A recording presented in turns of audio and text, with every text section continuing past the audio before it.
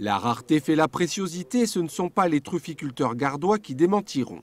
En raison d'un hiver rigoureux, l'or noir s'est fait plus rare et le prix au kilo s'est envolé. Il est de 1 000 €. Si vous trouvez moins cher, méfiance. Les truffes chinoises ont infiltré le marché français.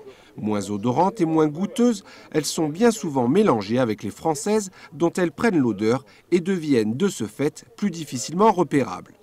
La truffe française, la Mélano, c'est une très bonne truffe qui a le pouvoir de donner le parfum à tout ce qu'on met. En visuel, on peut se tromper, même nous, quand on est des spécialistes, on peut se tromper. Il nous faut un microscope pour vraiment voir la différence. Alors, comment on peut ne pas se tromper? On arrive quand même, c'est-à-dire que cette truffe-là que vous avez devant vous, la véritable, elle a un parfum. Si on la fait tomber par terre, elle ne va pas trop rebondir. Elle est dure, elle est bonne. Alors que la truffe chinoise, bon, elle, visuelle, c'est plus dur.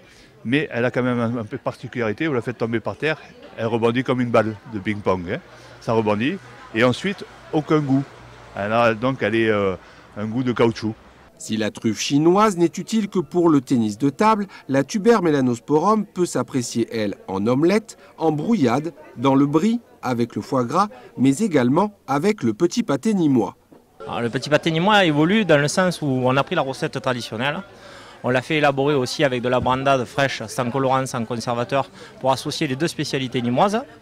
Là-dessus, on a fait la première journée de la truffe il y a 2 ans. On a sorti un petit pâté nîmois au foie gras avec 16% de foie gras et 3% de truffe d'Uzès de Michel Tourner, président des trufficulteurs du Gard. Et puis là, dernièrement, pour cette journée de la truffe à Nîmes, on ressort le petit pâté nîmois gourmand au foie gras à la truffe. Et puis on a sorti un petit pâté nîmois, le nîmois Sévenol, pour faire un petit clin d'œil à nos amis alésiens, avec 22% de cèpe et des copeaux de magret fumé, pour donner un petit goût fumé que les montagnards savent si bien donner dans leurs produits. L'arôme exceptionnel de la truffe se marie très bien avec les viandes, les pâtés et autres préparations culinaires. Il ne tient qu'à vous d'innover.